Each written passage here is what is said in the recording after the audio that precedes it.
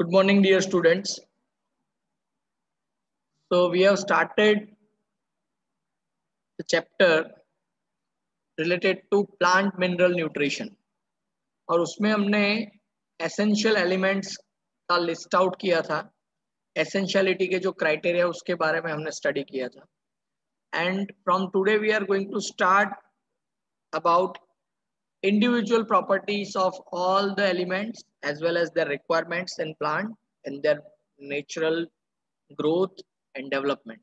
So starting with the first element, that is nitrogen. So nitrogen कहाँ कहाँ पे utilise होता है प्लांट में? तो सबसे पहली बात तो ये है कि it is required by plants in the greatest amount. सबसे ज्यादा अमाउंट में अगर प्लांट को कोई एलिमेंट चाहिए तो वो नाइट्रोजन है. ऐसा क्यों है?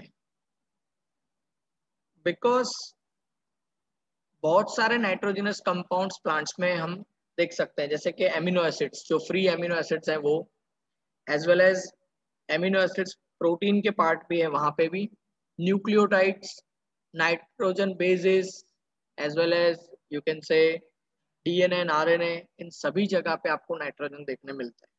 ओके, और उसके अलावा भी फ्री फॉर्म में nitrogen is required. It is absorbed mainly as NO3 minus in the form of the nitrate ion. Some are also taken as NO2 minus, okay, nitrite, or NH4 plus, that is ammonium ion. तो ये भी important है याद रखना कि plant किस किस form में नाइट्रोजन को एब्सॉर्ब कर पाता है. ओके, क्योंकि ये भी आपके लिए इंपॉर्टेंट क्वेश्चन हो सकते हैं. Nitrate, nitrite and ammonium ion के फॉर्म में. फंक्शंस क्या है नाइट्रोजन के? So it is essential for all plant parts, mainly meristematic tissues and metabolically active cells. Okay, तो मेरिस्टेमेटिक टिश्यू में क्यों? तो अभी मैंने आपको बताया कि protein synthesis. Okay, because protein synthesis होगा तभी तो नए सेल्स वहां पे बनेंगे, और वहीं पे एनलार्जमेंट, मैच्योरेशन, मतलब जहां जहां पे एक्टिवली प्रोटीन सिंथेसिस का काम चल रहा है वहां पे आपको नाइट्रोजन की रिक्वायरमेंट रहने वाली है. It is the major constituent of amino acids, proteins, nucleic acid, chlorophyll, vitamins and hormones. Okay, तो यहाँ हर जगह पे इन सभी केमिकल कंपाउंड्स में, मतलब इन सभी बायोमोलिक्यूल्स में आपको नाइट्रोजन देखने मिलेगा.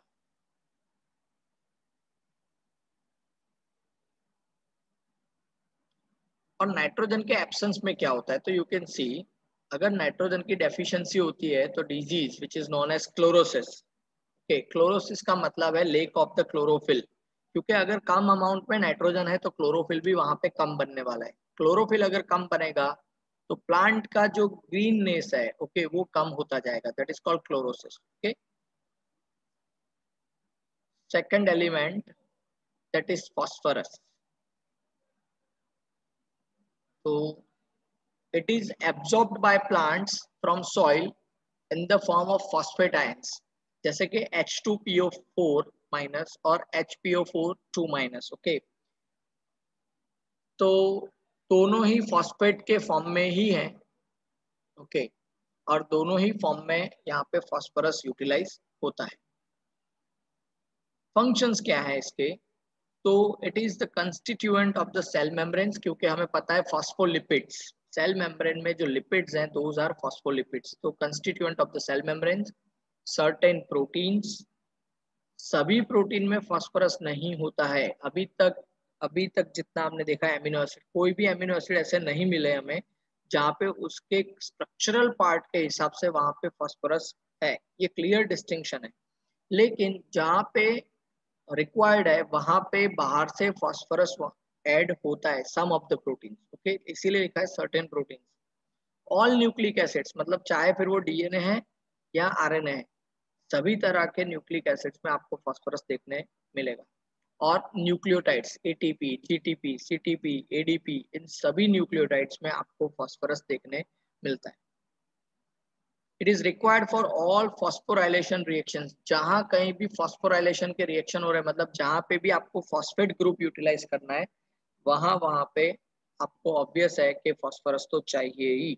और ये सारे रिएक्शन ऐसे हैं जहाँ पे एनर्जी गेनिंग का काम चलता है. ओके जैसे न्यूक्लियोटाइड्स है वहां पे भी we know that ATP is considered as energy currency of the cell. ऐसा क्यों है? The reason is, energy currency होने का रीजन भी एटीपी का यही है कि उसके पास जो फॉस्फोडाइस्टर बॉन्ड है वो एनर्जी रिच बॉन्ड है और वहीं से एनर्जी रिलीज होती रहती है। आप यहाँ पे देख सकते हैं एक एक्सपेरिमेंट आपको दिखाया गया है, एक रिजल्ट उसका दिखाया गया है। प्लस पी मतलब फॉस्फेट यहाँ पे डाला गया है और यहाँ पे फॉस्फेट नहीं है, तो आप दोनों प्लांट की ग्रोथ में कितना वेरिएशन है, कितना डिफरेंस है, you can observe. Okay, this is really a good growth of the plant. और यहाँ पे आप देखिए पूरा कैनोपी डेवलप नहीं हो रहा है, ओके लीव्स वगैरह बहुत कम है, मतलब अल्टीमेटली प्लांट की प्रोडक्टिविटी कम हो जाएगी। सो यू कैन अंडरस्टैंड, यहाँ से आपको पता चल सकता है कि प्लांट की प्रोडक्टिविटी के ऊपर इफेक्ट डालने वाला है ये फास्फोरस, अगर उसकी डेफिशिएंसी है तो।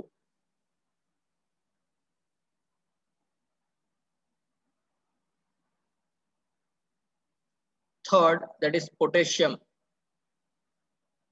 So it is absorbed as potassium ion K plus.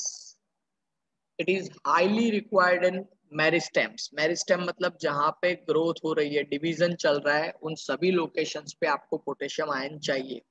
Birds, leaves and root tips, इन सभी जगह पे potassium is very important ion. क्या फंक्शंस हैं पोटेशियम के? So it maintains anion cation balance in the cells. Okay, cell के अंदर anion और कैटायन का बैलेंस, इसका मतलब क्या होता है? एनायन कैटायन का बैलेंस का मतलब होता है बफरिंग ऑफ द सेल, ये मेंटेन करता है। सेल को टर्जिड रखना है, फ्लैसिड रखना है, इन सभी चीजों के बारे में potassium is very important. It is involve in protein synthesis, opening and closing of the stomata, activation of enzymes and in the maintenance of the turgidity of the cell. मैंने अभी आपको बताया सेल को टर्जिड रखना है या flaccid बनाना है, ये पोटेशियम तय करता है। Opening and closing of stomata, अब इसको समझिए आप। स्टोमाटा टर्जिड होते हैं तब ओपन होते हैं, मतलब गार्ड सेल्स जब टर्जिड हैं तब स्टोमाटा ओपन होते हैं। अब गार्ड सेल टर्जिड कब होते हैं? तो जब उसके अंदर वाटर फिलअप होता है। Okay, there there is lot of entry of water through osmosis, तब जाके गार्ड सेल्स टर्जिड बनते हैं। लेकिन ये एंट्री ऑफ वाटर कैसे हो पाती है? तो हमने ये भी पढ़ा है आगे जस्ट 11th चैप्टर में कि वाटर फॉलो करता है एक पर्टिकुलर आयन के पीछे। ओके, उसको फॉलो करता है। तो गार्ड सेल के अंदर पोटेशियम आयन एंटर होंगे, उसको फॉलो करते हुए वहां पे वाटर आने वाला है। अब गार्ड सेल में पोटेशियम आयन क्यों एंटर होंगे? Again the same thing. Okay, concentration gradient का प्रिंसिपल यहाँ पे काम कर रहा है और इसीलिए पोटेशियम आयन के पीछे पीछे वाटर वहां पे एंटर करेगा और cells are being turgid. Okay, potassium ion की अगर डेफिशिएंसी है तो यू कैन सी क्लोरोसिस यहाँ पे भी हो रहा है। यू कैन सी पैचेस देख सकते हैं आप लीव्स के ऊपर, जहाँ पे क्लोरोफिल की कमी हमें क्लियरली दिखाई दे रही है। अगर क्लोरोफिल डिग्रेड हो रहा है वहां से, इसका मतलब फोटोसिंथेसिस का रेट यहाँ पे कम होने वाला है, प्रोडक्टिविटी भी कम होने वाली है।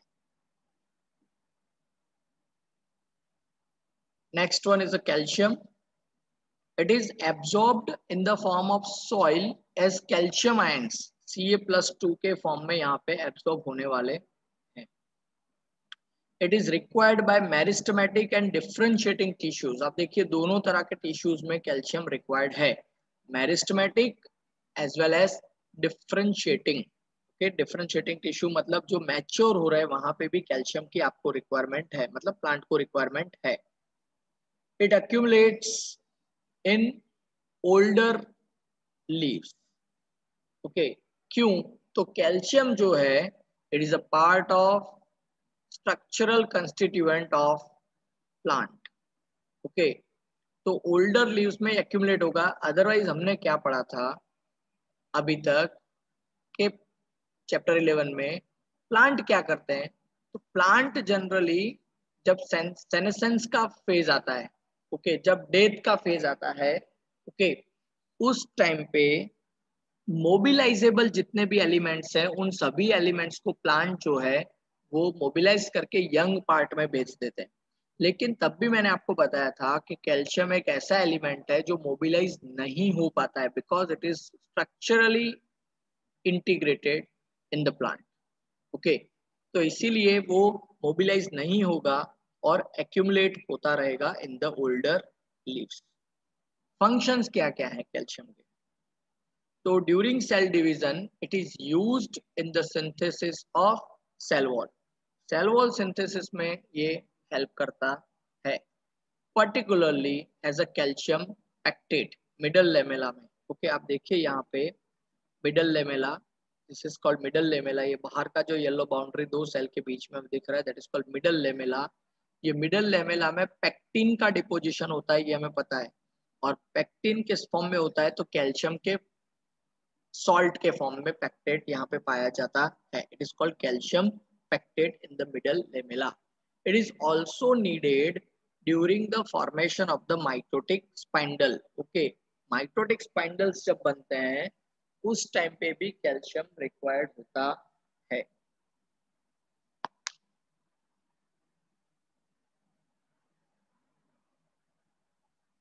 Fine. For normal functioning of the cell membranes, okay, क्योंकि आयनिक बैलेंस करना पड़ेगा इसीलिए सेल मेम्ब्रेन के नॉर्मल फंक्शनिंग में भी कैल्शियम इंपॉर्टेंट बनता है। It activates certain enzymes and plays an important role in regulating metabolic activities। तो बहुत सारे enzymes ऐसे हैं जिनकी एक्टिविटी के लिए, जैसे Mn+2 चाहिए, Zn+2 चाहिए, ऐसे Ca+2 भी कुछ enzymes को चाहिए for their activity, and in that way it is important in maintaining and regulating some metabolic pathways। okay, देख सकते हैं कि कैल्शियम की एब्सेंस में भी प्लांट में कौन से डिजीज येलो स्पॉटिंग यहाँ पे हो रहे हैं, कि just because of the deficiency of the calcium. Okay,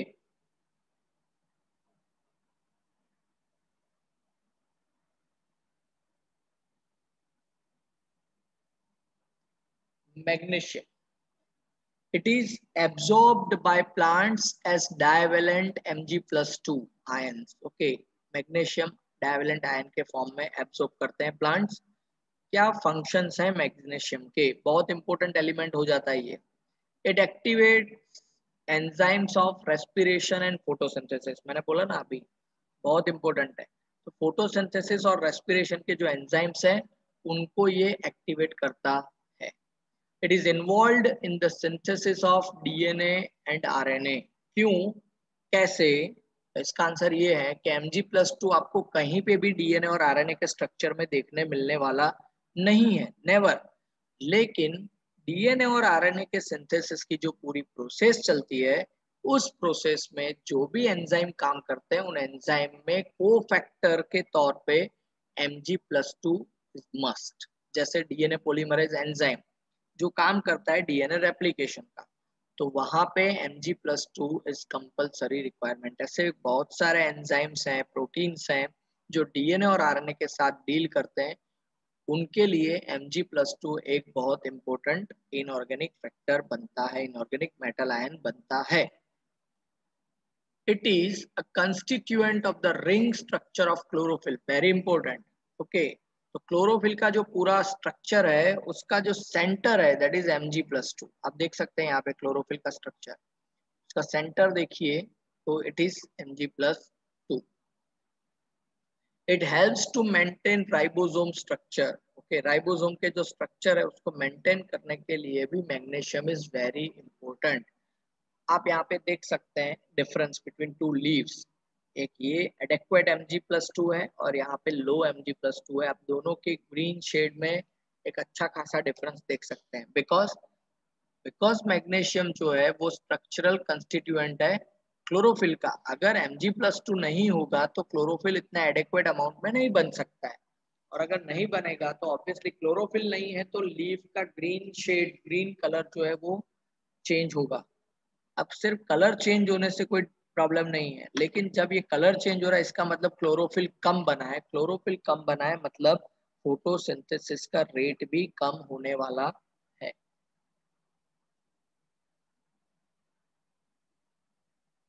sulphur,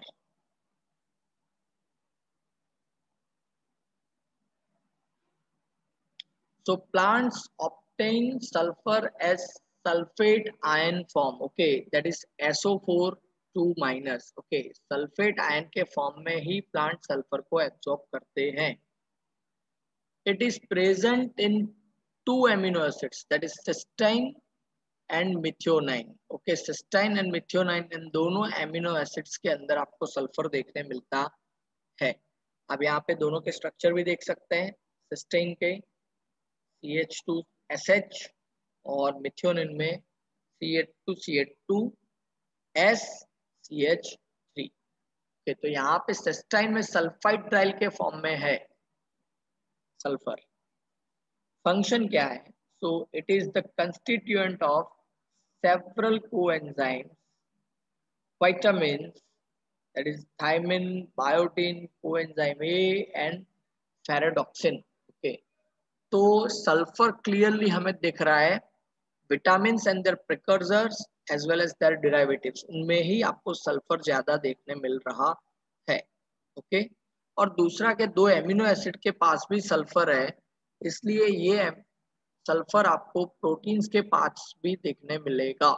लेकिन ऐसे कौन से कंपाउंड है जहाँ पे सल्फर आपको कभी देखने नहीं मिलेगा? तो that is nucleic acid, DNA and RNA. वहां पे उसके स्ट्रक्चर में कभी भी आपको सल्फर देखने नहीं मिलता है। Next one is iron.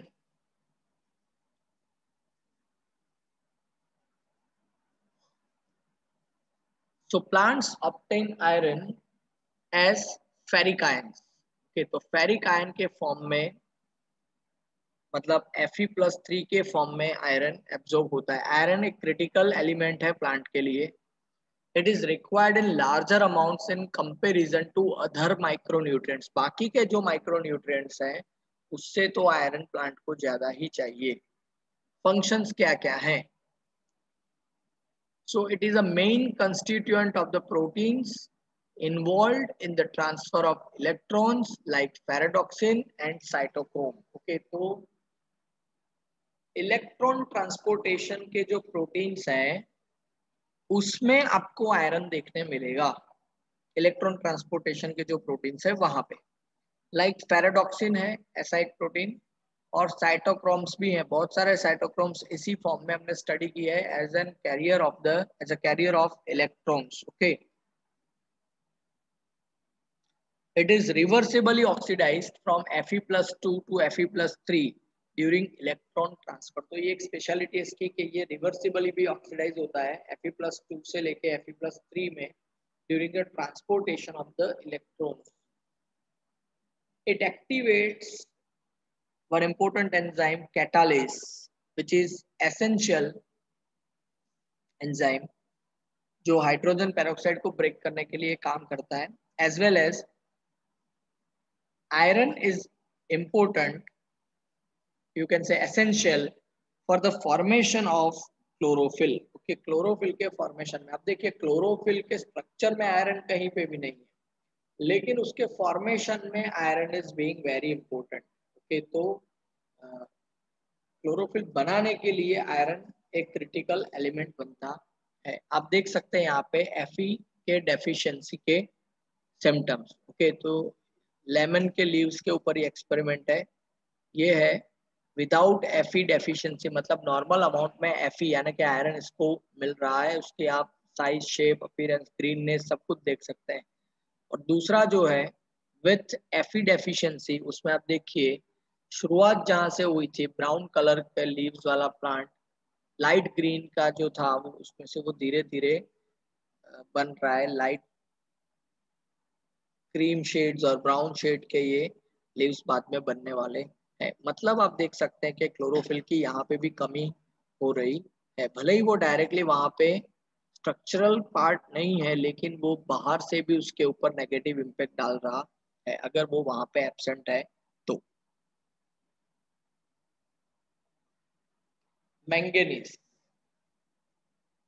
तो manganese is absorb as manganous ion, that is Mn+2। Okay, manganous ion के फॉर्म में मैंगनीज यूटिलाइज करते हैं प्लांट्स। फंक्शन क्या क्या है? तो आप देख सकते हैं it activates many enzymes involve in photosynthesis, respiration and nitrogen metabolism. इसी चैप्टर में हम मैंगनीज के बारे में एक जगह पे और भी देखने वाले हैं। तो फोटोसिंथेसिस बहुत इंपॉर्टेंट इवेंट है प्लांट के लिए। अगर उसी के एंजाइम के पास मैंगनीज नहीं है तो वो क्या करेंगे।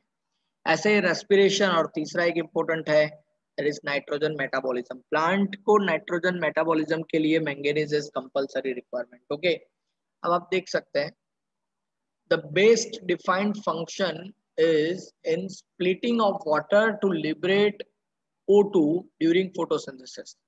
बहुत इंपॉर्टेंट ये एमसीक्यू बनता है, जल्दी किसी का ध्यान वहां पे जाता नहीं है। ओके, तो कैसे ये इंपॉर्टेंट बनता है, तो फोटोसिंथेसिस हम पूरा पढ़ लेते हैं, वहां पे स्प्लिटिंग ऑफ वाटर की थियरी भी हम पढ़ते हैं, लेकिन कौन सा मेटल आयन है जो splitting of water to liberate oxygen उसके लिए काम करता है। ओके, वाटर स्प्लिटिंग के लिए कौन सा एलिमेंट काम करता है, कौन सा आयन काम करता है, तो वो है आपका मैंगनीज Mn+2। ओके, ये एक इम्पोर्टेंट क्वेश्चन आपके लिए बन सकता है। आप देख सकते हैं मैंगनीज की डेफिशिएंसी कहाँ तक जा सकती है, तो early stage of Mn that is manganese deficiency.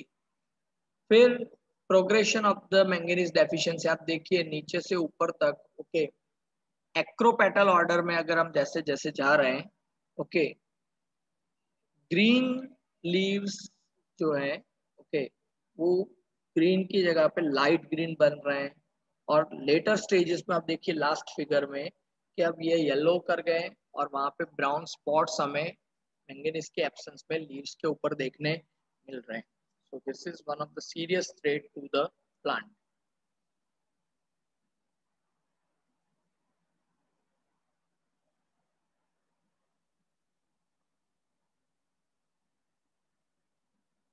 Ninth element, that is zinc. So plants obtain zinc in the form of Zn+2 ions. Functions क्या क्या है जिंक के, तो it activates various enzymes, specially carboxylase. Okay, तो carboxylase enzyme को ये activate करता है। It is needed in the synthesis of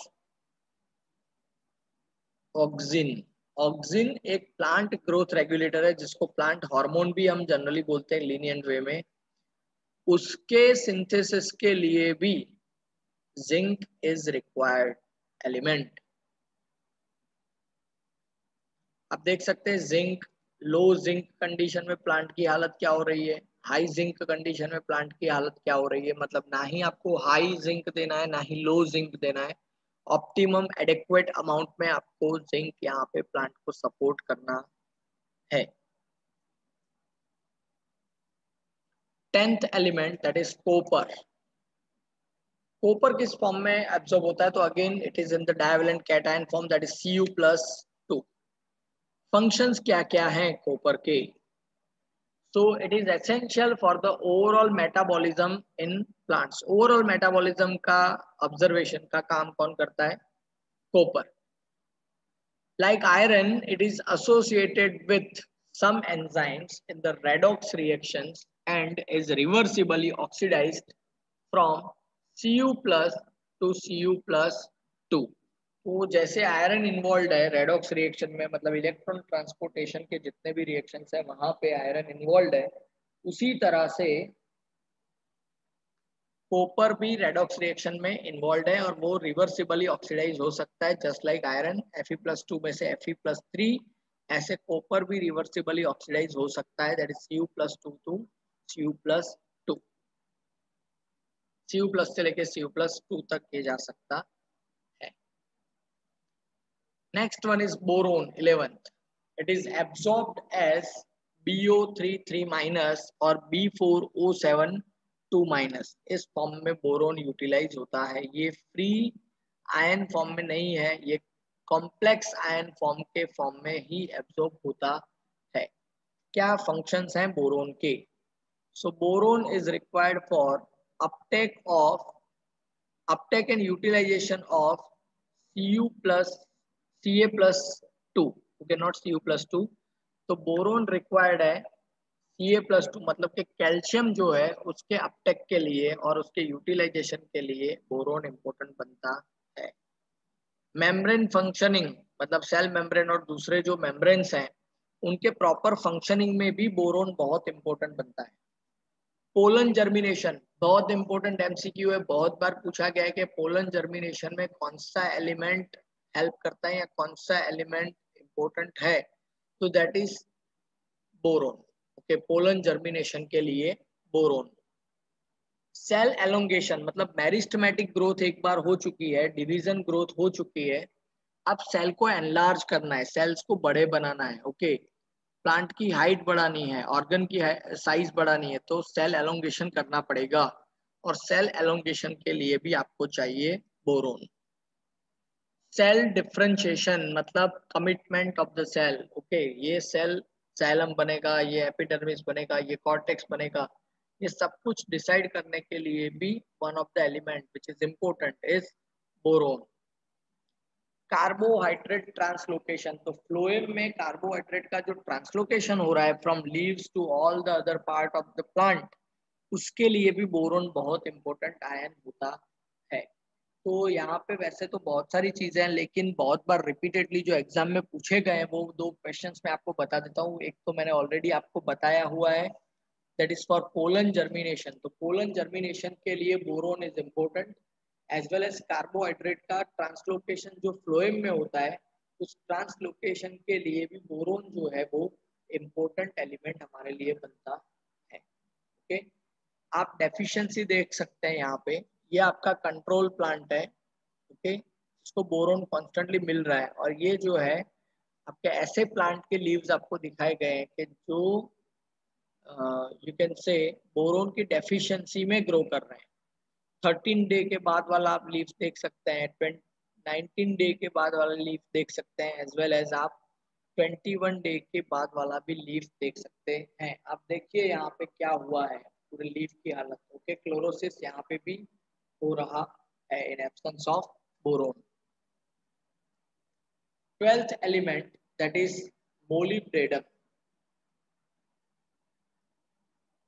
So plants obtain molybdenum in the form of the molybdenum ions, that is MoO2 plus. Okay, function क्या क्या है molybdenum के? So it is the component of the many enzymes such as nitrogenase and nitrate reductase. Okay, बहुत important है nitrogenase and nitrate reductase enzyme, nitrogen assimilation और nitrogen metabolism के लिए ये दोनों ही की कंपोनेंट है। ओके, तो उसका जो स्ट्रक्चरल कंस्टिट्यूएंट है वो आपका बोरोन सॉरी मोलिब्डेनम बनता है। This enzymes participate in nitrogen metabolism.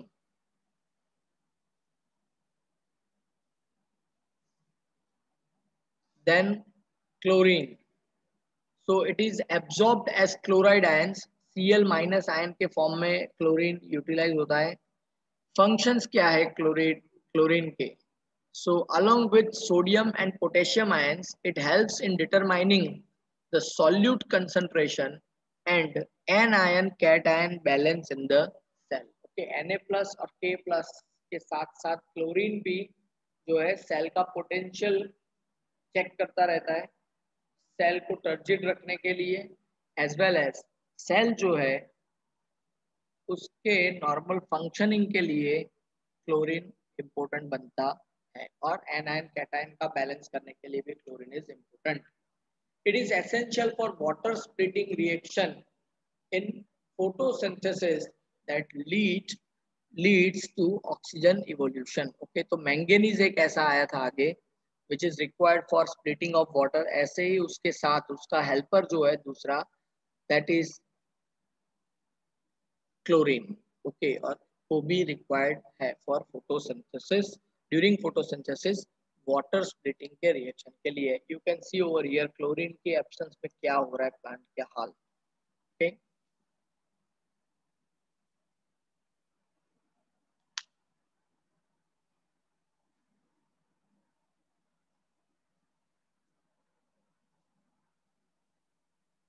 Fine.